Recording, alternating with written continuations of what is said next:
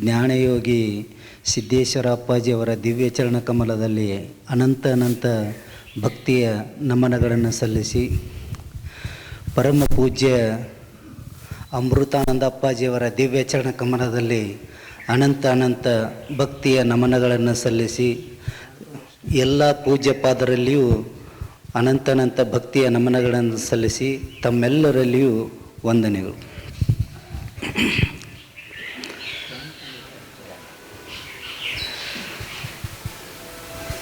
ಇದು ಅಪ್ಪೋರು ಇದ್ದಾಗ ಇಷ್ಟು ಜನ ನೋಡಿದ್ವಿ.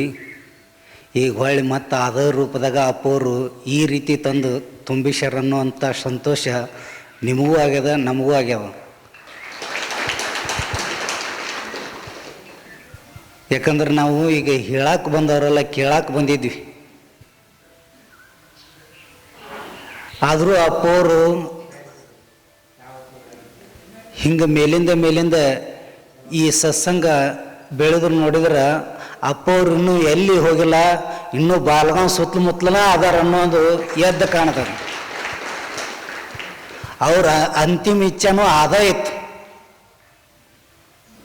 ಬಾಲ್ಗಾಂವದಲ್ಲೇ ಅಂತಿಮ ದರ್ಶನ ಇಲ್ಲೇ ಕೊಡೋದವ್ರದ್ದು ಇಚ್ಛಾ ಇತ್ತು. ಆದ್ರೆ ಅದು ಸಮಯ ಕೂಡಿ ಬರಲಿಲ್ಲ. ಆದರೂ ಅವ್ರು ಎಲ್ಲಿ ಹೋಗಿಲ್ಲ. ಅವ್ರು ಅವಾಗ ಇಲ್ಲಿ ದರ್ಶನ ಕೊಡಲಿಲ್ಲ ಅಂದರೂ ಈ ರೂಪದಾಗಾರ ಕೊಡಕತ್ತಾರಲ್ಲ, ಅದ ಭಾಳ ನಮಗೆಲ್ಲರಿಗೂ ಸಂತೋಷ. ಅಂಥ ಜ್ಞಾನ ಸುದ್ದಿಯನ್ನು ಬೆಳಗಿನ ಜಾವ ಯಾರು ಏನು ಕೊಟ್ಟರು ಬರಂಗಿಲ್ಲ. ಅಂಥದ್ದು ಅಪ್ಪವ್ರ ಮಾರ್ಗ ಹಾಕಿಂದ ಅದನ್ನು ಚಾಚು ತಪ್ಪದೆ ನಡೆಸ್ಕೊಂತ ಹೊಂಟಾರಲ್ಲ, ಅದು ನಿಮ್ಮೆಲ್ಲರ ದೊಡ್ಡ ಸೌಭಾಗ್ಯ. ಅದು ಎಲ್ಲರೂ ನಾವು ಮಾಡ್ತೇವೆ ಅಂತೇಳಿ ಅಪ್ಪವ್ರ ಮಕ್ಕಳು 40 ಮಂದಿ ಅದೇ ನಾವು ಎಲ್ಲರೂ ಹಿಂಗೆ ಮಾಡೋಕ್ಕೆ ಸಾಧ್ಯ ಇಲ್ಲ. ಅದಕ್ಕೆ ಶಾಲ್ಯಾಗ ಬಿಡಂಗಿಲ್ಲ, ಒಂದೊಂದು ಸ್ಪರ್ಧಾ ಮಾಡಿ 100 ಹುಡುಗರನ್ನ ಬಿಟ್ಟಿರ್ತಾರೆ ಒಮ್ಮಕ್ಕಳಿ. ಕೊಡೋದು ಬಹುಮಾನ ಒಬ್ಬರಿಗೆ ಅದೊಂದು. ಹಂಗೆ ಇಲ್ಲಿ ಅಪ್ಪವ್ರದ್ದು ಅದೇ ರೀತಿನ ಇಲ್ಲಿ ಕಾರ್ಯಕ್ರಮ ಜರುಗೈತಿ. ಆದರೂ ತಾವು ಇಷ್ಟು ಜನ ಕೊಡೋದು ಭಾಳ ಆನಂದದಾಯಕ. ಮತ್ತು ರಾತ್ರಿ ನಾವು ಬರೋದು 11:30 ಬಂದೇವಿ. ಆ ಹೊತ್ತಿನಾಗನ ಮಾದ್ಲಿ ಅಡಿಗೆ ಅವಾಗ ಚಲೋ ಆಗೈತಿ. ಅವ್ರು ಬೆಳತನ ಮಾಡ್ಯಾರ ನಿಮ್ಮ ಸಲಾಗಿ. ಅವ್ರದ್ದು ದೂರ ಏನು ಚಿಕ್ಕ ರೋಗಿಲಿಂದ ಅಷ್ಟೊತ್ತಿನಾಗ ಅವ್ರು ಬೆಳತನ ಒಂದು 15-20 ಮಂದಿ ಕಂಟಿನ್ಯೂ ಬೆಳತನ ಮಾಡ್ಯಾರ ಅವ್ರು ನಿಮ್ಮ ಸಲಾಗಿ. ಅದಕ್ಕೆ ಅಪ್ಪವ್ರ ಅನುಗ್ರಹ ಅಷ್ಟಿಷ್ಟ ಆಗಿಲ್ಲ. ಇಲ್ಲಿ ಹೊರಗೆ ಎಲ್ಲಾರ ಒಂದು ಕೊಟ್ಟಿದ್ರೆ ಇಲ್ಲಿ 100ಕ್ಕೆ 100 ನಿಮಗ ಸಿಕ್ಕೈತಿ. ಅದಕ್ಕೆ ಯಾವುದಕ್ಕೂ ಏನು ಚಿಂತೆ ಮಾಡಬೇಕಾಗಿಲ್ಲ. ನೀವು ನಿರರ್ಗಳವಾಗಿ ಶ್ರದ್ಧಾಭಕ್ತಿ ತೋರಿಸಿದ್ರೆ ಈಗೆಲ್ಲ ನೋಡ್ರಿ, ಸುತ್ತಮುತ್ತಲು ಎಲ್ಲ ಹಸರು. ಯಾಕಂದ್ರೆ ಅಪ್ಪವರು ಆ ರೀತಿಯಲ್ಲಿ 3 ತಿಂಗಳು ಯಾವ ಊರಾಗೂ ಪ್ರವಚನ ಆಗಿಲ್ಲ ಅವ್ರದ್ದು. 3 ತಿಂಗಳ ಬಾಲ್ಗಾಂವ್ ಬಿಟ್ಟರು ಮತ್ತೆ ಎಲ್ಲಿ ಹೇಳಿಲ್ಲ ಅವ್ರು. 1 ತಿಂಗಳದಾಗ ಇನ್ನೂ 5-6 ದಿವಸ ಕಸ್ಕೊಳ್ಳೋರು ಅವ್ರು, ನಮಗೆ ರೆಸ್ಟ್ ಬೇಕಂತಂತೇಳಿ. ಆದ್ರೆ 3 ತಿಂಗಳು ನಿರರ್ಗಳವಾಗಿ ನಡೆದಿದ್ದಂದ್ರೆ ಬಾಲ್ಗಾಂವದ. ಅದಕ್ಕದು 3 ತಿಂಗಳಂದ್ರೆ 108 ದಿನ ಎಷ್ಟಕ್ಕೆ. ಅದಕ್ಕೆ ಅಂಥ ತಪಸ್ಸಿನ ವಾಣಿ ಇಲ್ಲಿ ಸುತ್ತಮುತ್ತಲವ್ರಿಗೆ ಅವಾಗ ಏನದು ಜಾತ್ರೆ ಅಂದ್ರೆ ಅಂಥ ಜಾತ್ರೆ ಮಾಡಿದವ್ರು ನೀವೆಲ್ಲ. ಅದಕ್ಕೆ ಇನ್ನೂ ಹೆಚ್ಚಿನ ಸಂಖ್ಯೆಯಲ್ಲಿ ಬಂದು ಅದ ಜಾತ್ರೆನ ಮರಕೈಸಿ ಇಲ್ಲಿ ಮತ್ತೊಮ್ಮೆ ಮುಗದೊಮ್ಮೆ ಇಲ್ಲೇ ಕಾಣೋಣ ಅಂತಂತೇಳಿ ನಾವು ಆ ಗುರುವಿನ ವಾಣಿ ಕೇಳೋಣ ಅಂತೇಳಿ 2 ಮಾತು ಗುರುವಿನ ಪಾದಕ್ಕೆ ಅರ್ಪಿಸಿ ಪೂಜ್ಯರಿಗೆ ಮತ್ತು ತಮಗೆಲ್ಲರಿಗೂ ನಮಸ್ಕಾರಗಳು. ಭಕ್ತಿ ಯೋಗವನ್ನು ನಾವೆಲ್ಲರೂ ನೋಡ್ತಾ ಇದ್ದೀವಿ. ನಮ್ಮ ಪ್ರೇಮವನ್ನು ಶುದ್ಧಗೊಳಿಸಿದ್ದೀವಿ ಅಂದ್ರೆ ಅದಕ್ಕೆ ಭಕ್ತಿ ಅಂತ ಕರೀತಾರೆ. ಆ ಭಕ್ತಿ ದೇವನತ್ತ ಹರಿತು ಅಂದ್ರೆ ಮತ್ತು ಪರಿಶುದ್ಧ ಆಯಿತು ಅಂದ್ರೆ ಅದಕ್ಕೆ ಯೋಗ ಅಂತ ಹೆಸರು. ಪ್ರೇಮ ಭಕ್ತಿ ಆಗಬೇಕು, ಆ ಭಕ್ತಿ ಯೋಗ ಆಗಬೇಕು. ಆ ಯೋಗವನ್ನು ಯಾರು ಸಾಧಿಸ್ತಾರ ಅವರಿಗೆ ನಾವು ಭಕ್ತ ಅಂತ ಕರಿತೀವಿ. ಭಕ್ತ ಬಹಳ ಸಂತೋಷದಿಂದ ಇರ್ತಾನಾತ. ಅವನಿಗೆ ಯಾವುದೇ ಚಿಂತೆ, ಹತಾಶೆ, ನಿರಾಶೆ ಇವು ಯಾವುವೂ ಇರುವುದಿಲ್ಲ. ಯಾಕಂದ್ರೆ ಆತ ಭಗವಂತನಿಗೆ ಶರಣಾಗಿರ್ತಾನೆ, ದೇವನಿಗೆ ಶರಣಾಗಿರ್ತಾನೆ. ಅದಕ್ಕೆ ಆತ ಯಾವಾಗಲೂ ನಿಶ್ಚಿಂತನಾಗಿರ್ತಾನೆ. ಒಂದು ಸಲ ಒಬ್ಬ ಮಹಾರಾಜ ಬಹಳಷ್ಟು ದುಃಖದಿಂದ ಬಳಲ್ತಿದ್ದ. ಸಾಕಷ್ಟು ಸಂಪತ್ತಿತ್ತು, ಆದರೂ ಸಹಿತ ಮನಸ್ಸಿಗೆ ಸಮಾಧಾನನೇ ಇರಲಿಲ್ಲ. ಎಲ್ಲ ಉಪಚಾರ ಮಾಡಿದ, ಆದರೂ ಏನೂ ಪರಿಣಾಮ ಆಗಲಿಲ್ಲ. ಒಬ್ಬರು ಯಾರೋ ಹೇಳಿದ್ರು ಅವರಿಗೆ, ನೀವು ಸುಖವಾಗಿರಬೇಕಾದ್ರೆ, ನೀವು ಸಮಾಧಾನದಿಂದ ಇರಬೇಕಾದ್ರೆ ಯಾರು ಸುಖವಾಗಿ ಅದಾರಲ್ಲ, ಯಾರು ಸಮಾಧಾನದಿಂದ ಅದಾರಲ್ಲ ಅವ್ರ ಅಂಗಿ ಹಾಕೊಡ್ರಿ, ನೀವು ಸಮಾಧಾನ ಇರ್ತೀರಿ ಅಂತ ಹೇಳಿದರು. ಆವಾಗ ಇವ ಮಹಾರಾಜ ಡಂಗ್ರ ಹೊಡೆಸಿದ, ನಮ್ಮ ರಾಜ್ಯದಲ್ಲಿ ಯಾರು ಸುಖಿಗಳದರಿ, ನೀವು ಬಂದು ಭೇಟಿ ಆಗ್ರಿ ಅಂತ ಹೇಳಿದ. ಎಲ್ಲ ಕಡೆ ಸುದ್ದಿ ಹೋಯಿತು, ಆದರೆ ಯಾರೂ ಬರಲೇ ಇಲ್ಲ. ಯಾಕಂದರೆ ಎಲ್ಲರೂ ಚಿಂತೆಯೊಳಗೆ ಇರೋವರು, ಎಲ್ಲರೂ ದುಃಖದಲ್ಲೇ ಇರುವವರು. ಯಾರು ಆರಾಮದರಿ, ಯಾರು ಸಂತೋಷವಾಗದರಿ, ನೀವು ಬರ್ರಿ, ನೀವು ತೊಟ್ಕೊಂಡಿರುವಂಥ ಬಟ್ಟೆ ನಾ ತೊಟ್ಕೊಳ್ಬೇಕು ಅಂತ ಮಹಾರಾಜ ಹೇಳಿದ. ಆದರೆ ಯಾರೂ ಬರಲಿಲ್ಲ. ಆ ಬಳಿಕ ಆ ಮಂತ್ರಿ ಮಹಾರಾಜರಿಗೆ ಹೇಳ್ತಾರೆ, ನೋಡ್ರಿ ಮಹಾರಾಜರ, ಅಲ್ಲಿ ಒಬ್ಬ ಭಕ್ತ ಅದಾನ, ಅವನ ಹತ್ತಿರ ನಾವು ಹೋಗೋಣ, ಬಹುಶಃ ಅವನು ಒಬ್ಬ ಸಂತೋಷದಿಂದ ಇರಬೇಕು, ಅವನು ಏನಾದರೂ ನಿಮಗೆ ಸಮಾಧಾನವನ್ನು ಕೊಡ್ಬೋದು ಅಂತ ಮಂತ್ರಿ ಹೇಳಿದ. ಈ ಮಹಾರಾಜ ಮಂತ್ರಿಯನ್ನು ಕರೆದುಕೊಂಡು ಆ ಭಕ್ತನ ಹತ್ತಿರ ಹೋದ. ಅವನದು ಅಡವ್ಯಾಗ ಒಂದು ಸಣ್ಣದೊಂದು ಗುಡಿಸಲ, ಆ ಗುಡಿಸಲದ ಮುಂದೆ ಕುಳಿತುಕೊಂಡು ಅವ ಹಾಡ ಹಾಡ್ತಿದ್ದ.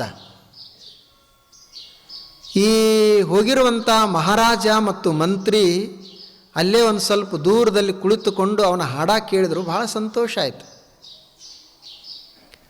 ಮನಸ್ಸಿಗೆ ಸಮಾಧಾನ ಅನಿಸ್ತು. ಆವಾಗ ಮಹಾರಾಜ ಹೇಳ್ತಾನೆ, ಈ ಮನುಷ್ಯ ಸಂತೋಷದಿಂದ ಅದಾನ, ಇವನ ಬಟ್ಟೆ ನಾವು ಹಾಕ್ಕೊಳ್ಬೇಕು, ಅವನಿಗೆ ಹೋಗಿ ಭೇಟಿ ಆಗೋಣ ಅಂಥೇಳಿ ಅವನ ಸಮೀಪ ಬಂದರು. ಅವನಿಗೆ ಇವರು ಕೇಳ್ತಾರೆ, ನೀವು ಎಷ್ಟು ಸಂತೋಷವಾಗಿ ಅದರಿ, ನಾವು ನಿಮ್ಮ ಸಮೀಪ ಬಂದು ಕುಳ್ತೀವಿ, ಸ್ವಲ್ಪ ಸಮಯ ಕುಳಿತ್ರೇ ಇಷ್ಟು ನಮಗೆ ಆನಂದ ಆಯಿತು. ಅದಕ್ಕೆ ನೀವು ಒಂದು ಮಾಡಬೇಕು, ಏನು ಅಂದರೆ ನೀವೇನು ಅಂಗಿ ತೊಟ್ಕೊಳ್ತೀರಿ, ಬಟ್ಟೆ ತೊಟ್ಕೊಳ್ತೀರಿ, ಆ ಅಂಗಿಯನ್ನು ನನಗೆ ಕೊಡಬೇಕು ಅಂತ ರಾಜ ಕೇಳಿದ. ಆವಾಗ ಅವನು ಭಕ್ತ ಹೇಳ್ದ, ನಂದು ಅಂಗಿನ ಇಲ್ಲ ಅಂತಂದು.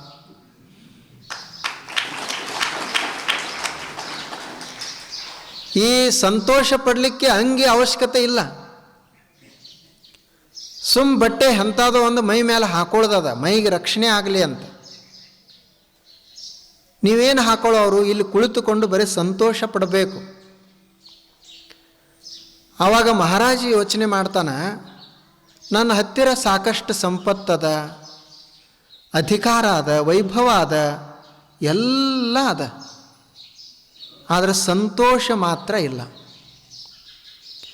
ಇವನ ಹತ್ತಿರ ಮೈ ಮೇಲೆ ಹಾಕೊಳ್ಳಿಕ್ಕೆ ಬಟ್ಟೆ ಸಹಿತ ಇಲ್ಲ, ಆದ್ರೆ ಎಷ್ಟು ಸಂತೋಷವಾಗಿ ಇವ ಹಾಡ್ತಾ ಇದ್ದಾನೆ. ಇದಕ್ಕೆ ಏನು ಕಾರಣ ಇರಬೇಕು? ಅವನು ಯೋಚನೆ ಮಾಡ್ತಾನ, ಮಹಾರಾಜ, ಮನುಷ್ಯ ಬರೀ ಸಂಪತ್ತಿನಿಂದ ಅಷ್ಟೇ ಸುಖವಾಗಿರಲಿಕ್ಕೆ ಸಾಧ್ಯ ಆಗೋದಿಲ್ಲ. ತನ್ನಲ್ಲಿ ಏನು ಭಾವನೆಗಳದಾವ ಆ ಭಾವನೆಗಳನ್ನು ಮಧುರಗೊಳಿಸಬೇಕು. ಆ ಭಾವನೆಗಳನ್ನು ಭಕ್ತಿಮಯಗೊಳಿಸಬೇಕು. ಆವಾಗ ಆತ ಸಂತೋಷವನ್ನು ಅನುಭವಿಸಲಿಕ್ಕೆ ಸಾಧ್ಯ ಅದ. ಅದನ್ನೇ ಬಸವಣ್ಣವರು ಹೇಳ್ತಾರೆ. ಶರಣರು ಹೆಂಗಿದ್ರು ಅಂದರೆ, ಮನೆ ನೋಡ ಬಡವರು, ಮನ ನೋಡ ಘನ, ಕರುಳಿಲ್ಲದ ಕಲಿಗಳು, ಪಸರ ಕನುವಿಲ್ಲ ಬಂದ ತತ್ಕಾಲಕ್ಕುಂಟು, ಕೂಡಲ ಸಂಗನ ಶರಣರು ಸ್ವತಂತ್ರರು ಧೀರರು ಅಂತ. ಸಂಗನ ಶರಣರು ಹೆಂಗದಾರು ಅಂದರೆ, ಮನೆ ನೋಡ ಬಡವರು, ಅವ್ರ ಮನೆ ನೋಡಿದ್ರೆ ಬಡವರು, ಆದ್ರೆ ಅವ್ರ ಮನಸ್ಸು ನೋಡಿದ್ರೆ ಘನ ಅದು. ಪಸರ ಕನುವಿಲ್ಲ ಬಂದ ತತ್ಕಾಲಕ್ಕುಂಟು. ಏನರ ಒಂದಿಷ್ಟು ವಿಸ್ತಾರ ಮಾಡ್ತೀವಿ, ಅಗಲು ಮಾಡ್ತೀವಿ ಅಂದ್ರೆ ಅವ್ರ ಹತ್ತಿರ ಏನೂ ಇಲ್ಲ, ಪಸರ ಕನುವಿಲ್ಲ. ಆದರೆ ಈಗೇನು ಬೇಕು ಅಷ್ಟಕ್ಕೆ ಮಾತ್ರ ಅದು ಬಂದ ತತ್ಕಾಲಕ್ಕುಂಟು. ಸರ್ವಾಂಗ ಕಲಿಗಳು, ಅವರ ಕಲಿತನ, ಅವರ ವೀರತನ ಯಾವುದರಲ್ಲಿ ಅಂದರೆ ಅವರ ಇಂದ್ರಿಯ ನಿಗ್ರಹಣೆ ಅವರ ವೀರತನ, ಅವರ ಶರೀರದ ಮೇಲೆ ಅವರಿಗೆ ಹಿಡಿತ. ಸರ್ವಾಂಗ ಕಲಿಗಳು, ಪಸರ ಕನುವಿಲ್ಲ ಬಂದ ತತ್ಕಾಲಕ್ಕುಂಟು, ಕೂಡಲ ಸಂಗನ ಶರಣರು ಸ್ವತಂತ್ರರು ಧೀರರು ಅಂತ.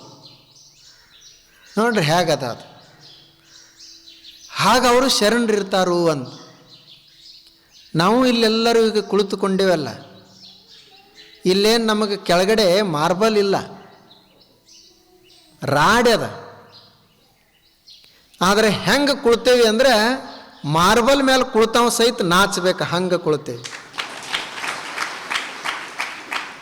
ಇದೇ ಜೀವನ, ಇದೇ ಶರಣರ ಲಕ್ಷಣ.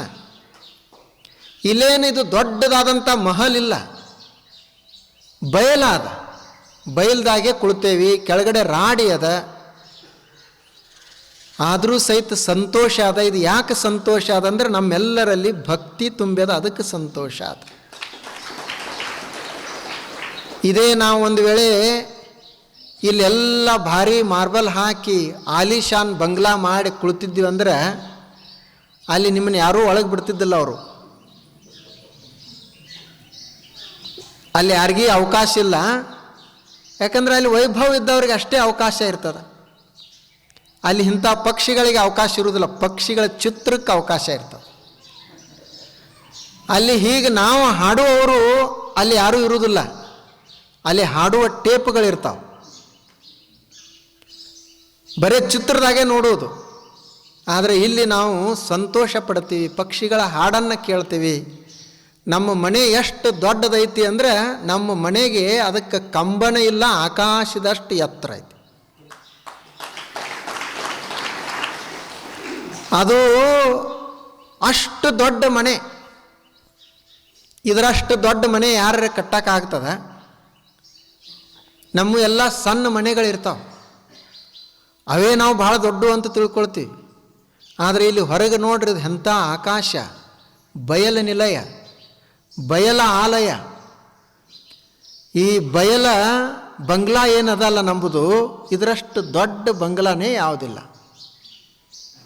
ಹಾಗೆ ಬರಬೇಕು. ಹೀಗೆ ಬರಬೇಕಾದ್ರೆ ಮನುಷ್ಯನಿಗೆ ಒಳಗಡೆ ಏನು ಭಾವನೆಗಳದಾವಲ್ಲ ಅವು ಬರಬೇಕು, ಮಧುರ ಆಗಬೇಕು, ಭಕ್ತಿಮಯ ಆಗಬೇಕು. ಇಲ್ಲಾಂದ್ರೆ ಭಾಳ ತ್ರಾಸಿರ್ತದೆ. ಈಗ ನೋಡ್ರಿ, ನೀವು ಬರೀ ಸುಮ್ಮನೆ ಒಂದು ಪ್ರಯೋಗ ಮಾಡಿರಿ.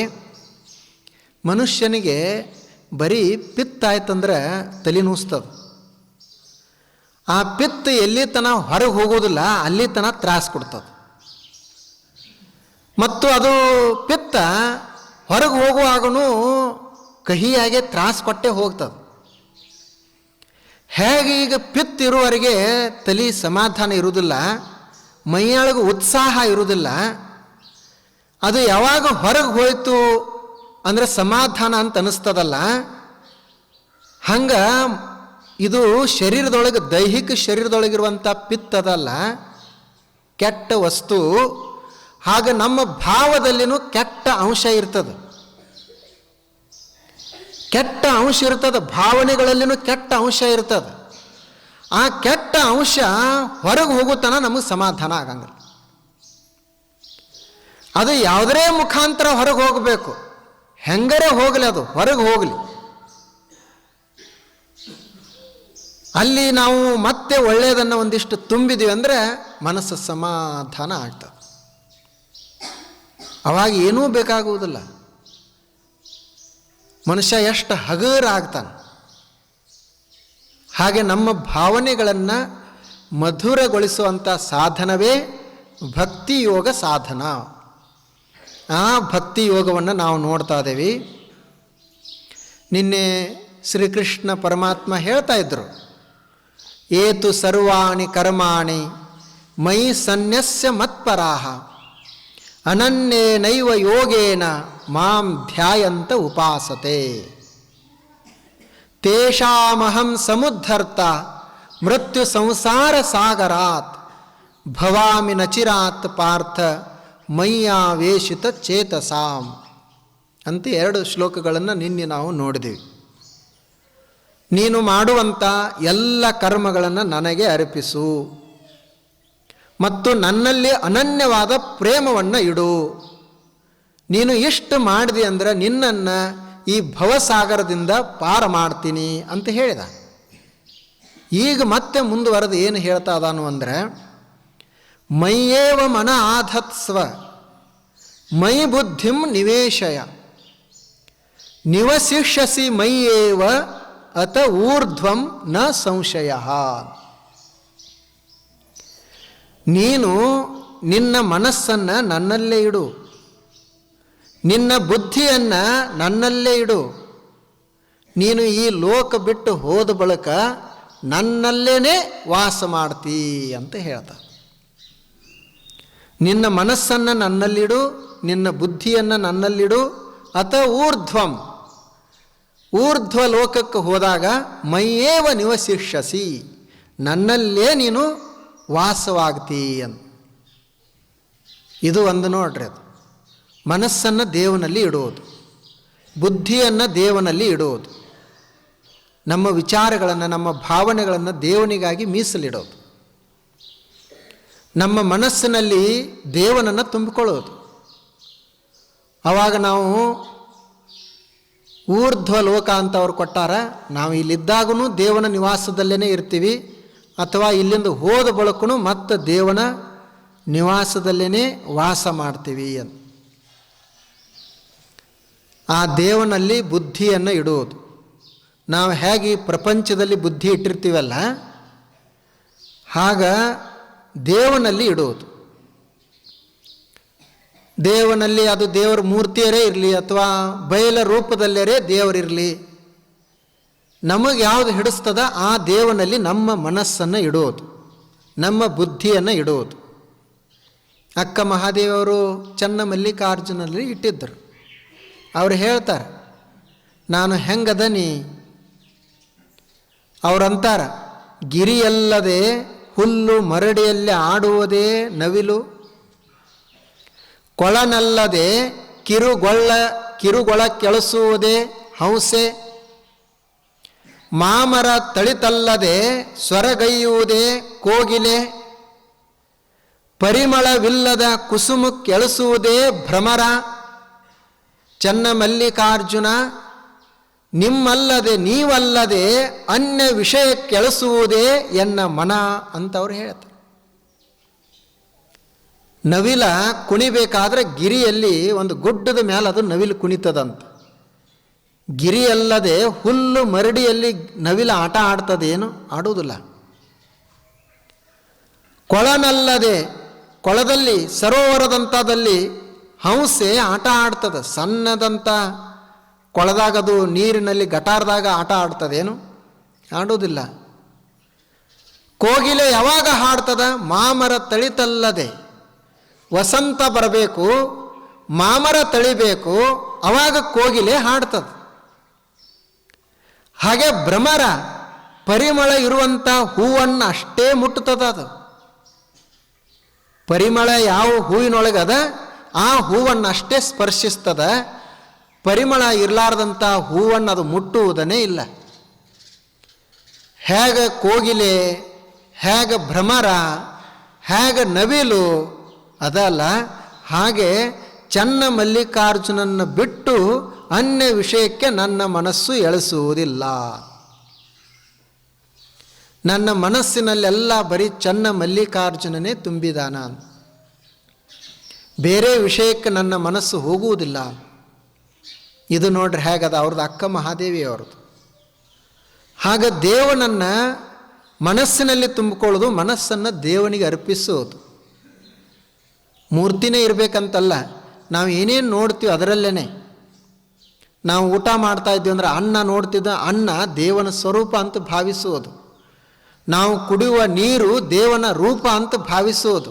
ದೇವರಲ್ಲವೇನಿದು? ಆಕಾಶದಿಂದ ಬೀಳುವ ಮಳೆ ಇದು ದೇವರಲ್ಲವೇನು? ಬೆಳೆಯುವಂಥ ಭೂಮಿ ಇದು ದೇವರಲ್ಲವೇನು? ಬರೀ ಮೂರ್ತಿ ಅಷ್ಟೇ ದೇವರಲ್ಲ. ಬೀಸುವ ಗಾಳಿಯಲ್ಲಿ ದೇವರದಾನ, ಸುರಿಯುವ ಮಳೆಯಲ್ಲಿ ದೇವರದಾನ, ಬೆಳೆಯುವ ಭೂಮಿಯೊಳಗ ಸಸ್ಯ ಸಂಕುಲದಲ್ಲಿ ಎಲ್ಲದರದಲ್ಲಿಯೂ ದೇವನ ಅಂಶ ಅದ. ಅದನ್ನೇ ಜೇಡರ ದಾಸಿಮಾರರು ಎಷ್ಟು ಚಂದ ಹೇಳ್ತಾರೆ. ಇಳೆ ನಿಮ್ಮ ದಾನ, ಬೆಳೆ ನಿಮ್ಮ ದಾನ, ಸುಳಿದು ಸೂಸುವ ಗಾಳಿ ನಿಮ್ಮ ದಾನ, ಎತ್ತು ನಿಮ್ಮ ದಾನ, ಬಿತ್ತು ನಿಮ್ಮ ದಾನ, ನಿಮ್ಮ ದಾನವನ್ನು ಉಂಡು ಅನ್ಯರ ಹೊಗಳುವ ಕುಣ್ಣಿಗಳೇನೆಂಬೆ ರಾಮನಾಥ. ಈ ಇಳೆ, ಈ ಭೂಮಿ ನಿಮ್ಮದೇ ಅದ. ಈ ಭೂಮಿ ಮೇಲೆ ಬರುವಂಥ ಬೆಳೆಯುವಂಥ ಬೆಳೆ ನಿಮ್ಮದೇ ಅದ. ಎತ್ತು ನಿಮ್ಮ ದಾನ, ಬಿತ್ತು ನಿಮ್ಮ ದಾನ, ಸುಳಿದು ಸೂಸುವ ಗಾಳಿ ನಿಮ್ಮ ದಾನ, ಸೂಸ್ತಿರುವಂಥ ಗಾಳಿ ಎಲ್ಲ ನಿಮ್ಮದೇ. ಒಂದು ವೇಳೆ ನಿಮ್ಮನ್ನು ನಾನು ಬಿಟ್ಟು ಬೇರೆದನ್ನು ವರ್ಣಿಸಿದೆ, ಕೊಂಡಾಡಿದೆ ಅಂತಂದ್ರೆ ಸಣ್ಣ ಮನಸ್ಸಿನವಾಗ್ತೀವಿ ಅಂತ. ಹಾಗೆ ಕುಳಿತಾಗ ನಿಂತಾಗ ಆ ದೇವನಲ್ಲೇ ಮನಸ್ಸಿರಬೇಕು. ಈ ಮನುಷ್ಯನಿಗೆ ತನ್ನ ಮೇಲೆ, ತನ್ನ ದೇಹದ ಮೇಲೆ ಬಹಳಷ್ಟು ಭಕ್ತಿ ಅದ. ಭಕ್ತಿ ಅಂದ್ರೆ ಆಸಕ್ತಿ ಅದ. ಅದಕ್ಕೆ ಭಕ್ತಿ ಅನ್ನಂಗಿಲ್ಲ, ಆಸಕ್ತಿ ಭಾಳ. ಆಸಕ್ತಿಗಿಂತನೂ ವ್ಯಾಮೋಹ ಭಾಳ. ನೋಡ್ರಿ ನೀವು, ಒಬ್ಬ ಮನುಷ್ಯ ದಾರಿ ಮೇಲೆ ಭಿಕ್ಷೆ ಬೇಡ್ತಿರ್ತಾನೆ, ಅವನಿಗೆ ಕೈ ಇರುವುದಿಲ್ಲ, ಕಾಲು ಇಲ್ಲ. ಕೈ ಕಟ್ಟಾಗ್ಯಾವ, ಕಾಲಿಲ್ಲ. ಹಾಗೆ ಒಂದು ಯಾವುದೋ ಗಾಡಿ ಮೇಲೆ ಕುಳಿತುಕೊಂಡು ಹೊಂಟಿರ್ತಾನೆ, ಹಿಂಗೆ ಕೈಯಾಗ ಭಿಕ್ಷಾ ಪಾತ್ರೆ ಹಿಡ್ದಾನ. ಶರೀರ ಎಲ್ಲ ಹೊಲಸಾಗ್ಯದ. ಆದರೂ ಸಹಿತ ಅವನಿಗೆ ಆ ದೇಹದ ಮೇಲಿನ ಮೋಹ ಹೋಗಿಲ್ಲ. ಅವನಿಗೇನೊಂದು ಆಸೆ ಅಂದರೆ, ಇಂದಿಲ್ಲ ನಾಳೆ ನನಗೆ ಕೈ ಬಂದಾವಂತ ತಿಳ್ಕೊಂಡಾನು, ಕಾಲು ಬರ್ಬೋದಲ್ಲ ಅಂತ ಇಟ್ಕೊಂಡಾನು, ಭರವಸೆ ಇಟ್ಟುಕೊಂಡಾನು. ಅಷ್ಟೆಲ್ಲ ಶರೀರ ಜರ್ಜರಿತ ಆದರೂ ಸಹಿತ ಶರೀರದ ಮೇಲಿನ ಮೋಹ ಹೋಗುವುದಿಲ್ಲ. ಅದಕ್ಕೆ ಸಾವು ಬಂದು ನಮ್ಮ ಮನೆ ಮುಂದೆ ಕುಳಿತರು ಸಹಿತ ನಾವೇ ಬರ್ತೀವಿ ಅಂತ ಬರೋರು ಯಾರೂ ತಯಾರಿಲ್ಲ. ಅದಕ್ಕೆ ಅವ ಯಮ ಏನು ಮಾಡ್ಯಾನ, ಒಂದು ಕ್ವಾಣ ಮಾಡ್ಯಾನ. ಕ್ವಾಣ ತೆಗೆದುಕೊಂಡು, ಹಗ್ಗ ತೆಗೆದುಕೊಂಡು ಬರ್ತಾನೆ. ಯಾಕ್ರಿ ಹಿಂಗ್ಯಾಕೆ ಬರ್ತೀರಿ ಅಂತ ಅವನಿಗೆ ಕೇಳಿದರು. ಸುಮ್ಮ ಹಂಗೆ ಬರಬಾರ್ದೇನು, ಇದು ಕ್ವಾಣ ತೊಗೊಂಡು ಹಗ್ಗ ತೊಗೊಂಡು ಯಾಕೆ ಬರ್ತೀರಿ ಅಂತ ಕೇಳಿದರು. ಅವಾಗ ಅವ ಹೇಳ್ದ, ಈ ಜೀವಿಗಳು ಸುಮ್ಮನೆ ಬರೋದಿಲ್ಲ, ಹಗ್ಗದಿಂದ ಕಟ್ಕೊಂಡು ಬರಬೇಕಾಗ್ತದೆ. ಇವರಿಗೆ ಹಾಗೆ ಬರೋದಿಲ್ಲ ಇವರು, ಅದಕ್ಕೆ ಒಂದು ದೊಡ್ಡದೊಂದು ಹಗ್ಗ ತೊಗೊಂಡು ಬರ್ತಾನ. ನೋಡ್ರಿ ಹೇಗದ. ಈಗೇನು ನಮ್ಮದು ಇಷ್ಟು ವ್ಯಾಮೋಹ ಈ ದೇಹದ ಮೇಲೆ ಅದಲ್ಲ, ಇದನ್ನೇ ನಾವು ದೇವ್ರ ಮೇಲೆ ಇಡಬೇಕು. ಭಗವಂತನಲ್ಲಿ ಇಷ್ಟಿಡೋದು. ಹೇಗೆ ತುಳಸಿದಾಸನಿಗೆ ಹೆಂಡತಿ ಮೇಲೆ ಪ್ರೇಮ ಇತ್ತು, ಆತ ಹೆಂಡತಿ ಮೇಲಿರುವಂಥ ಪ್ರೇಮವನ್ನು ದೇವನ ಮೇಲೆ ಇಟ್ಟ. ನೋಡ್ರಿ, ಹೆಂಡತಿಗಾಗಿ ಹರಿಯುವಂಥ ನದಿಯನ್ನು ಈಸಿ ಹೋದ. ಹೆಂಡತಿಗಾಗಿ ಅವ್ರ ಮನೆಗೆ ಏರ್ಬೇಕಲ್ಲ, ಹಾವನ್ನು ಹಗ್ಗ ಮಾಡಿ ಇಳಿದ ಅವ್ರ ಮನೆ ಒಳಗೆ. ಹೆಂಡತಿ ಕೇಳ್ತಾಳೆ, ಹೆಂಗೆ ಬಂದ್ರಿ ಅಂತ. ನೋಡ್ತಾರ, ಹಗ್ಗ ಇಲ್ಲೊಂದು ಹಗ್ಗ ಬಿಟ್ಟಿದ್ದೆಲ್ಲ ಅದನ್ನು ಹತ್ತಿ ಏರಿ ಬಂದೆ ಅಂತ ಒಂದ. ಬೆಳಕಿನಾಗ ನೋಡ್ತಾರ, ಅದು ಹಗ್ಗಿರಲಿಲ್ಲ, ಹಾವಿತ್ತು. ಆಕೆ ಹೆಂಡತಿ ಹೇಳಿದಳು, ಏನಿದು ನಿಮ್ಮದು, ಎಷ್ಟಿದು ಎಲ್ಲ ನಿಮ್ಮ ಆಸಕ್ತಿ. ಹಗ್ಗ ಹಾವನ್ನು ಹಗ್ಗಂತ ತಿಳ್ಕೊಳ್ತಾ ಇದಾರಿ. ಹಗ್ಗ ಹಾವು ಸಹಿತ ಕಾಣ್ತಾ ಇಲ್ಲ, ಹಗ್ಗಾಗಿ ಕಾಣಕತ್ತೈತಿ. ನೀವು ಇಷ್ಟ ಪ್ರೇಮವನ್ನು ನನ್ನ ಮೇಲೆ ಎಷ್ಟು ಪ್ರೇಮವನ್ನು ಇಟ್ಟರಿ, ಇಷ್ಟ ಪ್ರೇಮವನ್ನು ದೇವ್ರ ಮೇಲೆ ಇಟ್ಟಿದ್ರಿ, ರಾಮನ ಮೇಲೆ ಇಟ್ಟಿದ್ರಿ ಅಂದ್ರೆ ರಾಮನ ಸಾಕ್ಷಾತ್ಕಾರ ಆಗ್ತಿತ್ತು ಅಂತ. ಅದನ್ನು ಏನು ಕೇಳಿದ ಅಲ್ಲಿಂದನೇ ಮನೆ ಬಿಟ್ಟ. ಇನ್ನು ಹೆಂಡತಿ ಮೇಲೆ ಪ್ರೇಮ ಬೇಡ, ರಾಮನ ಮೇಲೆ ಪ್ರೇಮ ಇಡ್ನು ಅಂತ ರಾಮನ ಮೇಲೆ ಭಜನೆ ಮಾಡಲಿಕ್ಕೆ ಶುರು ಮಾಡಿ ಸಂತನಾದ. ಮೊದಲಿರುವಂಥ ಪ್ರೇಮವನ್ನು ದೇವನತ್ತ ತಿರುಗಿಸಿದ. ನೋಡ್ರಿ ಹೇಗದ. ಹಾಗ ಪ್ರೇಮವನ್ನು ಸ್ವಲ್ಪ ದೇವನತ್ತ ತಿರುಗಿಸುವುದು, ನೆನೆಸುವುದು, ದೇವನ ಸ್ಮರಣೆಯನ್ನು ಮಾಡ್ತಾ ಇರೋದು. ಹೋಗಲಿ ನಾವು ಯಾವಾಗಲೂ ನೆನೆಸೋದಾಗ್ತಿದ್ರೆ ಅವಾಗೊಮ್ಮೆ ಇವಾಗರೆ ಒಮ್ಮೆ. ಕೋಳಿ ಕೂಗದ ಮುನ್ನ ಏಳುವುದು, ದಯಾಳು ದೇವನ ನೆನೆಯುವುದು. ನೆನೆದರೆ ಕೋಳಿ ಕೂಗದ ಮುನ್ನ ಏಳುವುದು, ದಯಾಳು ದೇವನ ನೆನೆದರೆ ಆಳಿನ ಆಳ ಸರ್ವಜ್ಞ ಅಂತ ಹೇಳಿದೆ. ಕೋಳಿ ಕೂಗದ ಮುನ್ನ ಏಳುವುದು, ಕೋಳಿ ಕೂಗೋಕ್ಕಿಂತ ಮುಂಚೆ ಏಳುವುದು, ದಯಾಳು ದೇವನನ್ನು ನೆನೆಯುವುದು. ದೇವನನ್ನು ನೆನೆಯುವುದು, ಸ್ಮರಣೆ ಮಾಡುವುದು. ನಾವು ಇಷ್ಟು ಮಾಡಿದೀವಿ ಅಂದರೆ ದೇವರು ಆಳಿನ ಆಳ ಆಗ್ತಾನಂತ. ನಮ್ಮ ಆಳ ಆಗೋದಿಲ್ಲ, ನಮ್ಮ ಆಳ ಏನದಾನ ಅವನ ಆಳ ಆಗ್ತಾನ ಅಂತ. ನೋಡ್ರಿ ಹೇಗದ. ದೇವರು ಅವನನ್ನು ಸ್ಮರಣೆ ಮಾಡಿದೀವಿ ಅಂದರೆ ಆತ ಆಳಿನ ಆಳ ಆಗ್ತಾನು ಅಂತ. ಆ ದೇವನ ಸ್ಮರಣೆಯನ್ನು ಮಾಡುವುದು ಇದು ಒಂದು ಮೈಯೇವ ಮನ ಆಧತ್ಸ್ವ, ಮೈ ಬುದ್ಧಿಂ ನಿವೇಶಯ ನಿವಸಿಷ್ಯಸಿ ಮೈಯೇವ ಅತ ಊರ್ಧ್ವಂ ನ ಸಂಶಯ. ನನ್ನಲ್ಲೇ ಮನಸ್ಸನ್ನಿಡು, ನನ್ನಲ್ಲೇ ಬುದ್ಧಿಯನ್ನಿಡು, ನೀನು ಊರ್ಧ್ವ ಲೋಕಕ್ಕೆ ಹೋದಾಗ ನನ್ನಲ್ಲೇ ವಾಸವಾಗುವಿ ಅಂತ ಕೃಷ್ಣ ಪರಮಾತ್ಮ ಅರ್ಜುನನಿಗೆ ಹೇಳ್ತಾ ಇದ್ದ. ನಾವು ನಮ್ಮಲ್ಲಿ ಏನು ತುಂಬಿಕೊಳ್ತೀವಿ ಅದೇ ನಾವು ಆಗಬೇಕಲ್ಲ. ನಮ್ಮಲ್ಲಿ ಪ್ರೇಮವನ್ನು ತುಂಬಿಕೊಂಡ್ವಿ ಅಂದ್ರೆ ಪ್ರೇಮನೇ ನಾವು ಆಗ್ತೀವಿ. ಶಾಂತಿ ಸಮಾಧಾನವನ್ನು ತುಂಬಿಕೊಂಡ್ವಿ ಅಂದರೆ ಅದೇ ನಾವು ಆಗ್ತೀವಿ. ಆದ್ದರಿಂದ ಭಕ್ತಿಯನ್ನು ತುಂಬಿಕೊಳ್ಳೋದು, ದೇವರಲ್ಲಿ ಭಕ್ತಿಯನ್ನು ಇಡುವುದು, ಅದೇ ನಾವು ಆಗೋದು. ದೇವನನ್ನೇ ಪಡಿತೀವಿ. ದೇವನನ್ನು ಬಿಟ್ಟು ಬೇರೆ ಏನೂ ಪಡೆಯುವುದನ್ನೇ ಇಲ್ಲ. ಆ ದೇವನನ್ನು ನೆನೆಸ್ತಾ ಇರೋದು. ಮತ್ತು ಬರೇ ಮೂರ್ತಿಯಲ್ಲಿ ಅಷ್ಟೇ ಮಾಡ್ಬೇಕಂತಿಲ್ಲ, ಹೊರಗಡೆ ನೋಡೋದು ಜಗತ್ತನ್ನು. ನಮ್ಮದು ಹೆಂಗಾಗ್ತದಂದ್ರೆ ದೇವನನ್ನು ಸ್ಮರಣೆ ಮಾಡು, ದೇವನನ್ನು ಪೂಜಿಸು ಅಂತಂತೀವಲ್ಲ, ಒಂದೊಂದು ಸಲ ಭಾಳ ಸಂಕುಚಿತ ಆಗಿಬಿಡ್ತದೆ ಮನಸ್ಸ. ಒಬ್ಬ ಹೆಣ್ಮಗಳು ದೇವನನ್ನು ಪೂಜಿಸುವವರು, ದೇವನಲ್ಲಿ ಅಪಾರ ಭಕ್ತಿ. ಆಕೆ ಯೋಚಿಸ್ತಿದ್ದಳು, ನಾನು ಈ ದೇವರಿಗೆ ಉದುಬತ್ತಿ ಹಚ್ತೀನಿ, ಉದುಬತ್ತಿ ಹಚ್ಚಿನೆಂದ್ರೆ ದೇವರ ಸುಗಂಧವನ್ನು ತೆಗೆದುಕೊಳ್ತಾನೆ. ಆದರೆ ಅದು ಸುಗಂಧ ಎಲ್ಲ ಕಡೆ ಹೋಗೋದ್ರಿಂದ ಉಳಿದವರು ತೆಗೆದುಕೊಳ್ತಾರೆ. ಅದಕ್ಕೆ ಏನು ಮಾಡಬೇಕು ಅಂದ್ರೆ ಮ್ಯಾಲೊಂದು ಕೌದಿ ಹಚ್ತಿದ್ದಳು. ಒಳಗಡೆ ಊದಿನ ಕಡ್ಡಿ ಹಚ್ಚವಳು ದೇವರಿಗೆ, ಮತ್ತು ಮ್ಯಾಲೊಂದು ಕೌದಿ ಹಚ್ಚು. ಆ ಬಳಿಕ ನೈವೇದ್ಯ ತೋರಿಸೋಳು ಯಾರಿಗೂ ತೋರಿಸ್ತಿರ್ಲಿಲ್ಲ, ನೈವೇದ್ಯ ದೇವರಿಗೆ ಅಷ್ಟೇ. ನೋಡ್ರಿ ಈಗ ಏನಾಗ್ತದ, ಹೀಗೆ ಮಾಡೋದ್ರಿಂದ ಏನಾಯಿತು? ಇಡೀ ಜಗತ್ತಿನ ತುಂಬ ಎಲ್ಲ ದೇವರದಾನ. ನಾವೇನು ಊದಿನ ಬತ್ತಿ ಅವನಿಗೆ ಕೊಡುವುದು? ಅವನೇ ಈ ಭೂಮಿಯಲ್ಲಿ ಮಣ್ಣಿನಲ್ಲಿ ಸುಗಂಧವನ್ನಿಟ್ಟಾನ. ನಾವೇನು ಅವನಿಗೆ ದೀಪ ಹಚ್ಚುವುದು? ಆತ ಸೂರ್ಯ ಚಂದ್ರನನ್ನೇ ಆಕಾಶದಲ್ಲಿ ತೇಲಿಬಿಟ್ಟಾನ. ನಾವೇನು ಅವನಿಗೆ ನೈವೇದ್ಯ ಕೊಡೋದು? ನಮಗೆ ಅವ ಹೊಟ್ಟಿಗೆ ಅನ್ನ ಹಾಕ್ತಾನ, ಅವನೇ ಬೆಳೆದ ಧಾನ್ಯ ಕೊಡ್ತಾನ, ಅದರಾಗ ಒಂದಿಷ್ಟು ಅಂಬಲಿ ಮಾಡಿ ನಾವು ಅವನಿಗೆ ಕೊಡ್ತೀವಿ. ಇದು ನಮ್ಮ ಪ್ರಸಾದ ಅಂತ ನಾವು ಹೇಳ್ತೀವಿ. ಅವನು ದೇವ್ರಂತಾನೆ, ನಿಂದು ಯಾವ ಪ್ರಸಾದಪ್ಪ? ನಾನೇ ನಿನ್ನ ಹುಟ್ಟಿಸಿದವ, ನಿನಗ ನಾನು ಕೊಟ್ಟಿರಲಿಲ್ಲ ಅಂದ್ರೆ ನನಗೇನು ಕೊಡ್ತಿದ್ದಿ ನೀನು ಅಂತ. ಆದ್ದರಿಂದ ಪ್ರಸಾದ ದೇವನನ್ನು ಸ್ಮರಣ ಮಾಡೋದು ಎಲ್ಲದರಲ್ಲಿ ಕಾಣ್ತಾ ಇರೋದು. ಮನಸ್ಸನ್ನು ವಿಶಾಲ ಮಾಡಿ, ಸಂಕುಚಿತ ಮಾಡಿ ಅಲ್ಲ. ಮನಸ್ಸು ವಿಶಾಲ ಆಗಬೇಕು, ಮನಸ್ಸು ಸಂಕುಚಿತ ಆಗಬಾರ್ದು. ನಾವು ದೇವನನ್ನು ಪ್ರೀತಿಸ್ತೀವಿ ಅಂತಂದ್ರೆ ಜಗತ್ತನ್ನು ನಾವು ದ್ವೇಷಿಸ್ಲಿಕ್ಕೆ ಆಗಂಗಿಲ್ಲ, ಜಗತ್ತನ್ನು ತಿರಸ್ಕಾರ ಮಾಡಲಿಕ್ಕೆ ಆಗೋದಿಲ್ಲ. ಜಗತ್ತಂದ್ರೇ ದೇವನ ವಿಸ್ತಾರ ರೂಪ ಅದು. ಆದ್ದರಿಂದ ನಮಗೆ ಬರೀ ಹೂವು ಅಷ್ಟೇ ಬಹಳ ಪ್ರಿಯ, ಹೂವಿನ ಗಿಡ ಅಲ್ಲ ಅಂತಲ್ಲ. ಹೂವು ಸುಂದರ ಇರಬಹುದು, ಆದರೆ ಹೂವಿನ ಗಿಡನೇ ಇರಲಿಲ್ಲ ಅಂದ್ರೆ ಹೂ ಎಲ್ಲಿಂದ ಸುಂದರ ಬರ್ತದೆ?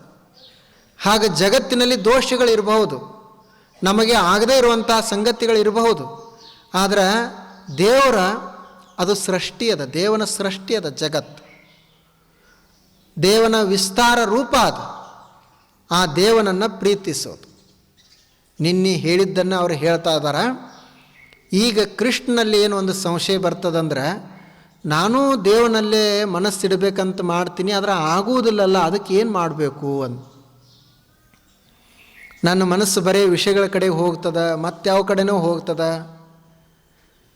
ನನ್ನಲ್ಲಿ ದೇವ ತುಂಬಬೇಕು ಮತ್ತು ದೇವನಲ್ಲಿ ನನ್ನ ಮನಸ್ಸಿರಬೇಕು, ಅದಕ್ಕೆ ಏನು ಮಾಡಬೇಕು ಅಂತ. ಆವಾಗ ಕೃಷ್ಣ ಹೇಳ್ತಾನೆ ಮುಂದಿನ ಶ್ಲೋಕದಲ್ಲಿ, ನೋಡು ಅರ್ಜುನ, ನಿನ್ನ ಮನಸ್ಸು ಸ್ವಾಭಾವಿಕವಾಗಿಯೇ ದೇವರಲ್ಲಿ ಬಂತು ಅಂತಂದ್ರೆ ಸರಿ, ನಿನ್ನ ಮನಸ್ಸಿನಲ್ಲಿ ದೇವರು ತುಂಬಿಕೊಂಡ ಅಂದರೆ ಸರಿ. ಆಗಲಿಲ್ಲ ಅಂದರೆ ಏನು ಮಾಡಬೇಕು ಅಂದರೆ ಅಭ್ಯಾಸ ಮಾಡಬೇಕು ಅಂತ. ಹಿಂದಿನ ಶ್ಲೋಕದಲ್ಲಿ ಅನನ್ಯ ಯೋಗ ಅಂತ ಹೇಳಿದರು, ಈಗ ಈ ಶ್ಲೋಕದಲ್ಲಿ ಅಭ್ಯಾಸ ಯೋಗ. ಅಥ ಚಿತ್ತಂ ಸಮಾಧಾತುಂ ನ ಶಕ್ನೋಸಿ, ನಿನ್ನ ಚಿತ್ತ ಭಗವಂತನಲ್ಲಿ ಅದು ನಿಲ್ಲಲಿಕ್ಕೆ ಸಾಧ್ಯ ಆಗಲಿಲ್ಲ ಅಂದ್ರೆ ಅಭ್ಯಾಸ ಯೋಗೇನ ತಥೋ, ಅಭ್ಯಾಸ ಯೋಗವನ್ನು ಮಾಡು. ಅಭ್ಯಾಸ ಅಂದರೆ ಮತ್ತೆ ಮತ್ತೆ ಮಾಡುವುದು, ಅದಕ್ಕೆ ಅಭ್ಯಾಸ ಅಂತ ಕರೀತಾರೆ. ಪುನಃ ಪುನಃ ಮಾಡೋದಕ್ಕನೇ ಅಭ್ಯಾಸ. ಒಂದೇ ಸಲ ಮಾಡಿದ್ರೆ ಆಗೋದಿಲ್ಲ, ಮತ್ತೆ ಮತ್ತೆ ಮಾಡಬೇಕು. ಭಜನೆ ಒಂದು ಸಲ ಮಾಡಿದ್ರೆ ಆಗೋದಿಲ್ಲ, ಮತ್ತೆ ಮತ್ತೆ ಮಾಡ್ತಾ ಇರೋದು ಭಜನೆ. ಅದು ಪ್ರೇಮ ಶುರು ಆಗ್ತದೆ, ಸಾವಕಾಶವಾಗಿ ದೇವನತ್ತ ಪ್ರೇಮ ಹೆಚ್ಚಾಗ್ತದೆ. ಈಗ ನೋಡ್ರಿ, ಒಬ್ಬ ಹೆಣ್ಣು ಮಗಳು ಇರ್ತಾಳೆ, ಆಕೆ ತವ್ರ ಮನೆಯಲ್ಲೇ ಬೆಳಿತಾಳೆ, ದೊಡ್ಡವಳಾಗ್ತಾಳೆ. ಆಕೆಯನ್ನು ಮದುವೆ ಮಾಡಿ ಬೇರೆ ಮನೆಗೆ ಕೊಡ್ತಾರೆ. ಮೊದಲು ಆ ಮನೆಗೆ ಹೋದಾಗ ಆಕೆಗೆ ಆ ಮನೆಗೆ ಇರಲಿಕ್ಕೆ ಆಗೋದಿಲ್ಲ. ಇದು ಹಿಂದಿನ ಕತೆ, ಈಗಿಂದಲ್ಲ ನಾ ಹೇಳೋದು, ಹಿಂದಿನ ಹೆಣ್ಮಕ್ಳದ್ದು. ಆಕೆಗೆ ತವ್ರ ಮನೆ ನೆನಪಾಗ್ತದೆ, ತಾಯಿ ನೆನಪಾಗ್ತಾಳೆ, ಅಣ್ಣತಂಬರು ನೆನಪಾಗ್ತಾಳೆ. ಹಾಗೆ ವಾರದಾಗ ಒಂದು ಸಲ ಮತ್ತೆ ಮನೆಗೆ ಹೋಗ್ಬೇಕಂತ ಅನ್ನಿಸ್ತದ. ಇವರು ಹಾಗೆ ಕೇಳ್ತಿರ್ತಾರೆ, ಇವತ್ತಾಯಿತು ನಾಳೆ ಆಯಿತು, ದಿನಾಲೂ ಮಾತನಾಡ್ತಿರ್ತಾರೆ. ಮುಂದೆ ಸಾವಕಾಶವಾಗಿ ದಿನಗಳು ಕಳೀತಾ ಹೋಗ್ತಾವೆ. ಮೊದಲ ತವ್ರ ಮನೆಗೆ ಬರುವವಳು ಈಗ ಮುಂದೆ ಏನು ಮಾಡ್ಕೊಳ್ತಾಳೆ ಅಂದರೆ, ಯಾವ ಮನೆಗೆ ಆಕೆ ಹೋಗಿರ್ತಾಳ ಆ ಮನೆಯನ್ನು ತನ್ನ ಮನೆ ಅಂತ ತಿಳ್ಕೊಳ್ತಾಳೆ. ಯಾವಾಗ ಒಂದು ಆಕೆಗೆ ಒಂದು ಮಗು ಆಗ್ತದೆ, ಆ ಮನೆ ತನ್ನ ಮನೆ ಆಗ್ತದೆ. ಆವಾಗ ಮುಂದೆ ಆಕೆಗೆ ತವ್ರ ಮನೆಗೆ ಹೋಗ್ಬೇಕಂತ ಅನಿಸೋದಿಲ್ಲ. ಮುಂದೆ ಇವರೇ ಕೇಳಬೇಕು, ಯಾಕವಾ ಬರವಲ್ಲೆಲ್ಲ ಅಂತ. ಏನು ನಿಮಗೇನು ಕೆಲಸದು ಇಲ್ಲ ಏನು ಮೇಲಿಂದ ಮೇಲೆ ಕರೆಯಾಕಂತ ಅವಾಗಂತ. ಮೊದಲು ಹೋಗಂತ ಆಕೆಗೆ ಕಳಿಸ್ಬೇಕು, ಅವಾಗ ಹೋಗುವುದಿಲ್ಲ. ಈಗ ಕರೆದ್ರೂ ಬರುವುದಿಲ್ಲ, ಅಭ್ಯಾಸ ಆಗ್ಯದ. ಅಲ್ಲಿ ಉಳ್ಕೊಂಡು ಅದು ವಾತಾವರಣ ಹೊಂದಾಣಿಕೆ ಆಗ್ಯದ. ಆಗ ಭಕ್ತಿರ್ತಾನಲ್ಲ, ಮೊದಲ ಅವನಿಗೆ ಗೊತ್ತಿರುವುದಿಲ್ಲ, ಅವನಿಗೆ ಸಾವಕಾಶವಾಗಿ ಕರ್ಕೊಂಡು ಬರೋದು, ಭಜನೆ ಮಾಡಿಸ್ಲಿಕ್ಕೆ ಶುರು ಮಾಡೋದು, ದೇವನನ್ನು ಮನಸ್ಸಿನಲ್ಲಿ ತುಂಬೋದು. ಮೊದಲು ಅಲ್ಲಿ ಅಂತಿರ್ತಾನೆ. ಆನಂತರ ಅವನಿಗೆ ರೂಢಿ ಮಾಡೋದು ಅಭ್ಯಾಸ ಆಯ್ತು ಅಂದರೆ ಅವನಿಗೆ ಅದನ್ನು ಬಿಟ್ಟು ಬೇರೆದು ರುಚಿನ ಹತ್ತುವುದಿಲ್ಲ. ಅವಾಗ ಹಾಗಾಗ್ತದೆ. ಇನ್ನು ಕೆಲವರಿಗೆ ಹೆಂಗಿರ್ತದ, ಅವ್ರ ಮನಸ್ಸೇ ಹಂಗಿರ್ತದೆ, ಅವ್ರ ಸ್ವಭಾವನೆ ಹಂಗಿರ್ತದೆ, ಅವರು ಬೇಗ ಭಕ್ತಿಯನ್ನು ಹಿಡ್ಕೊಳ್ತಾರೆ. ಅದು ಒಂದು ಕೆರೆಯಲ್ಲಿ, ಒಂದು ಸರೋವರದಲ್ಲಿ ಒಂದು ಕಮಲ ಅರಳಿತ್ತು. ಆ ಕಮಲನ್ನು ಹುಡುಕಾಡ್ತಾ ಒಂದು ಭೃಂಗ ಬಂತು. ಆ ಭೃಂಗದಲ್ಲಿ ಸುಗಂಧ ಅನುಭವಿಸೋದಕ್ಕಾಗಿ, ಮಕರಂದವನ್ನು ಅನುಭವಿಸೋದಕ್ಕಾಗಿ ಅಲ್ಲೇ ಕುಳಿತುಕೊಂಡಿತು. ಅದಕ್ಕೆ ಸೂರ್ಯ ಮುಳುಗಿದು ಸಹಿತ ಗೊತ್ತಾಗುವುದಿಲ್ಲ, ಅಷ್ಟು ಮಗ್ಗನಾಗಿ ಬಿಡ್ತದೆ. ಆ ಕಮಲದ ಕೆಳಗಡೆನೇ ಒಂದು ಕಪ್ಪಿತ್ತು, ರಾಡಿ ಒಳಗೆ ಅದು ವಾಸ ಕಪ್ಪಿ. ಅದು ಈ ಭೃಂಗಕ್ಕೆ ಕೇಳ್ತಿತ್ತು, ಕಪ್ಪಿ ಕೇಳ್ತಿತ್ತು, ದೂರಿಂದ ಬರ್ತೀಯಲ್ಲ ದಿನಾಲು, ಎದಕ್ಕೆ ಬರ್ತೀ ಅಂತ ಕೇಳಿತು. ಅದು ಭೃಂಗ ಹೇಳ್ತಿ, ಇಲ್ಲಿ ಮಕರಂದ ಐತಿ ಅದಕ್ಕೆ ಬರ್ತೀನಿ ಅಂತ. ಕಪ್ಪಿ ಹೇಳ್ತು, ಇಲ್ಲೆಲ್ಲಿ ಮಕರಂದ ಅದ, ನಾನು ಇಲ್ಲೇ ಅದನ್ನು ಭಾಳ ವರ್ಷ ಆಯ್ತು, ಇಲ್ಲಿ ಬರೀ ರಾಡಿ ಅದ,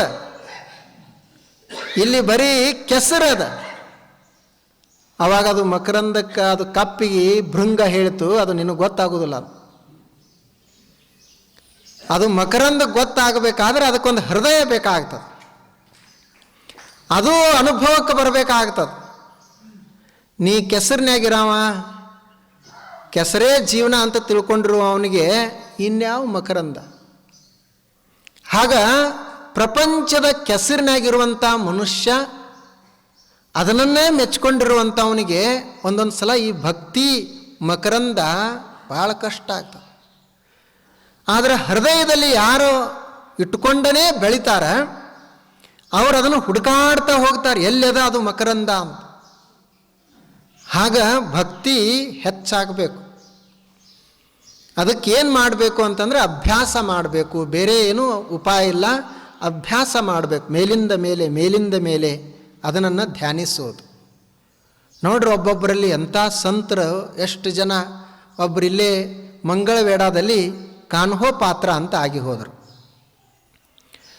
ಆಕೆ ಬಹಳ ಸುಂದರ ಹೆಣ್ಮಗಳು, ಸಣ್ಣ ಹೆಣ್ಮಗಳು, ಬಹಳ ಸುಂದರ ಇದ್ದಳು. ಆಕೆಗೆ ತಾಯಿ ಒಬ್ಬಳೇ ಇದ್ದಳು, ತಂದೆ ಯಾರಂತ ಗೊತ್ತಿರಲಿಲ್ಲ. ಆಕೆ ವೇಸೆ ಮಗಳಂತ ಹೇಳ್ತಾರೆ, ಕಾನ್ಹೋ ಪಾತ್ರ. ಆಕೆಯನ್ನು ಒಂದು ಸಲ ಈ ವಿಜಯಪುರದ ಮಹಾರಾಜ, ಅವಾಗ ಯಾರೋ ಒಬ್ಬರು ಮಹಾರಾಜ, ಮೊಘಲ್ ಮಹಾರಾಜ, ಆತ ನೋಡ್ತಾನೆ. ಆಕೆ ತನಗೆ ಬೇಕಂತ ಇಚ್ಛೆ ಪಡ್ತಾನೆ. ಮುಂದೆ ಹೋಗಿ ಹೇಳ್ತಾರೆ ಅವ್ರಿಗೆ, ನಿನ್ನನ್ನು ಮಹಾರಾಜ ಮೆಚ್ಚಿಕೊಂಡಾನ, ನೀನು ಬರಬೇಕಂತ ಹೇಳ್ತಾರೆ. ಆಕೆಗೆ ಅವನಲ್ಲಿ ಇಚ್ಛೆ ಇರಲಿಲ್ಲ. ಪಂಡ್ರಪುರದ ವಿಠ್ಠಲನ ಮೇಲೆ ಭಾಳ ಭಕ್ತಿ. ಯಾರಾದರೂ ದಿಂಡಿ ಹೊರಟರು ಅಂದರೆ ಅವ್ರ ಜೋಡಿ ಆಕೆನೂ ಹೋಗುವವಳು, ಭಜನೆ ಮಾಡುವವಳು, ಯಾವಾಗಲೂ ವಿಠ್ಠಲನನ್ನು ಧ್ಯಾನಿಸುವವಳು. ಇವರು ರಾಜನ ಸೇವಕರು ಹೋಗಿ ಹೇಳಿದರು, ಆಕೆ ಒಪ್ಪಿಕೊಳ್ಳಿಲ್ಲ. ಆನಂತರ ಮತ್ತೆ ಹೋಗಿ ಹೇಳಿದರು, ನೋಡು ರಾಜ ನಿನ್ನನ್ನು ಕರಿತಾನ, ನೀನು ಯಾಕೆ ಒಲ್ಲೆಂತಿ, ಅಂಥ ದೊಡ್ಡ ವೈಭವ ಅದ ರಾಜಂದು, ಸಾಕಷ್ಟು ಸಂಪತ್ತದ, ಇದೇನು ಮಾಡ್ತಿ ಭಜನೆ ಮಾಡ್ಕೊಂತು ಅಂತ ಹೇಳಿದರು. ಆಕೆ ಆಗುವುದಿಲ್ಲ ಅಂತ. ಅವಾಗ ಅವರು ಹೇಳಿದರು, ನೋಡು ಒಂದು ವೇಳೆ ನೀವು ಬರಲಿಲ್ಲ ಅಂದರೆ ಒತ್ತಾಯದಿಂದ ಕರ್ಕೊಂಡು ಹೋಗ್ಬೇಕಾಗ್ತದೆ. ಅವಾಗ ಒಂದು ಸ್ವಲ್ಪ ಅಂಜಿಕೆ ಹಾಕಿ ಭಯವನ್ನು ಹುಟ್ಟಿಸಿ ಹೇಳಿದರು. ಆಕೆ ಒಂದು ಸಲ ಪಂಡ್ರಾಪುರಕ್ಕೆ ಹೋಗಿದ್ದಳು ದಿಂಡಿ ಜೊತೆಗೆ. ಇವರು ಹುಡುಕಾಡ್ತಾ ಅಲ್ಲಿಗೆ ಹೋದರು. ಅಲ್ಲಿ ನಿಂತಿದ್ದಳು ಆಕೆಗೆ ಇವರು ಹೋಗಿ ಕೇಳಿದ್ರು, ನೋಡು ಬಂದು ಸರಿ, ಬರೆದಿದ್ರೆ ನಿನ್ನನ್ನು ಎಳ್ಕೊಂಡು ಹೋಗಬೇಕಾಗ್ತದ ಅಂತ ಹೇಳಿದರು. ಸೈನಿಕರನ್ನು ಕೊಟ್ಟು ಕಳಿಸಿದ್ದ ರಾಜ. ಆವಾಗ ಆಕೆ ಹೇಳಿದಳು, ಆಕೆ ಯೋಚಿಸ್ತಾಳೆ, ಇನ್ನು ಇವರು ನನ್ನನ್ನು ಬಿಡುವುದಿಲ್ಲ ಅಂತ ತಿಳಿದು ಆಕೆ ಹೇಳ್ತಾಳೆ, ಆಯಿತು ನಾನು ಬರ್ತೀನಿ, ಒಳಗಡೆ ವಿಠ್ಠಲನ ದರ್ಶನ ತೊಗೊಂಡು ನಿಮ್ಮ ಜೊತೆಗೆ ಬರ್ತೀನಿ ಅಂತ ಒಳಗೆ ಹೋದಳು. ಒಳಗಡೆ ಹೋಗಿ ಏನು ವಿಠ್ಠಲನಿಗೆ ನಮಸ್ಕಾರ ಮಾಡಿದಳು, ಅಲ್ಲೇ ಪ್ರಾಣನ ಬಿಟ್ಟಳು. ಈಗಲೂ ಸಹಿತ ಆ ವಿಠ್ಠಲನ ಸಮೀಪ ಒಳಗಡೆ ಮಂದಿರದಲ್ಲಿ ಆಕೆಯದು ಒಬ್ಬಕ್ಕಿದು ಸಮಾಧಿ ಮಾಡಿದ್ದಾರೆ, ಕಾನ್ಹೋ ಪಾತ್ರ ಅಂತ. ಹೊರಗೆ ಬರಲಿಲ್ಲ ಆಕೆ. ನೋಡ್ರಿ, ಆಕೆ ಮನಸ್ಸಿನಲ್ಲಿ ಎಷ್ಟು ಭಕ್ತಿ ತುಂಬಿರಬೇಕು. ರಾಜ ಕರಿತಾನ, ವೈಭವ ಆದ, ಅದರ ಕಡೆ ಯಾವುದ್ರ ಕಡೆನೂ ಲಕ್ಷ್ಯ ಇಲ್ಲ. ಮತ್ತು ಆ ಸಮಯದಲ್ಲಿ ಪ್ರಾಣ ಹೋಗಬೇಕು, ಎಷ್ಟು ಮನಸ್ಸಿನಲ್ಲಿ ತುಂಬಿರಬೇಕು. ನಮಗೆ ಹೆಂಗೆ ಈಗ ರೊಕ್ಕ ಭಾಳ ಇರ್ತದಲ್ಲ, ಅಥವಾ ಅಧಿಕಾರ ಇದ್ದವರಿಗೆ, ರೊಕ್ಕ ಇದ್ದವರಿಗೆ, ನಿಮ್ಮ ರೊಕ್ಕ ಏನಿದ್ದು ಬ್ಯಾಂಕ್ದಾಗ ಬ್ಯಾಂಕ್ ಎಲ್ಲ ದಿವಾಳಿ ಆಯ್ತಂದ್ರೆ ಒಂದು ಹಾರ್ಟ್ ಅಟ್ಯಾಕ್ ಆಗಿಬಿಡ್ತು. ಬ್ಯಾಂಕೇ ಹೋಯ್ತಂದಾಗ ಮುಗ್ದ ಹೋಯ್ತಲ್ಲ, ಇನ್ನೇನದ, ರೊಕ್ಕ ಕೊಡವ್ರು ಯಾರು? ಹಂಗೆ ಆಕೆಗೆ ಇನ್ನು ವಿಠ್ಠಲನ ಬಿಟ್ಟು ಹೋಗೋದು ಬರ್ತೈತೆ ಅಂದ್ರೆ ಆಕೆದು ಪ್ರಾಣ ಹೋಯ್ತು. ಆಕೆರೆ ಸಾಮಾನ್ಯ ಮಣಿತನದ ಹೆಣ್ಮಗಳು, ವೇಶ್ಯೆಯ ಮಗಳು ಅಂತ ಹೇಳ್ತಾರೆ. ಅಂಥ ಮಣಿತನದಲ್ಲಿ ಹುಟ್ಟರೂ ಸಹಿತ ಆಕೆಯಲ್ಲಿ ಭಕ್ತಿ ಹೆಂಗಿತ್ತು, ಆಕೆಯ ಹೃದಯ ಎಷ್ಟು ಶುದ್ಧ ಇತ್ತು. ಅದಕ್ಕೆ ಆತ ಶ್ರೀಕೃಷ್ಣ ಹೇಳಿದ, ನನ್ನಲ್ಲೇ ಮನಸ್ಸಿಡು, ನನ್ನಲ್ಲೇ ನಿನ್ನ ಬುದ್ಧಿಯನ್ನಿಡು. ಬುದ್ಧಿ ಅಂದರೆ ವಿಚಾರಗಳನ್ನು ನನ್ನಲ್ಲೇ ಇಡು.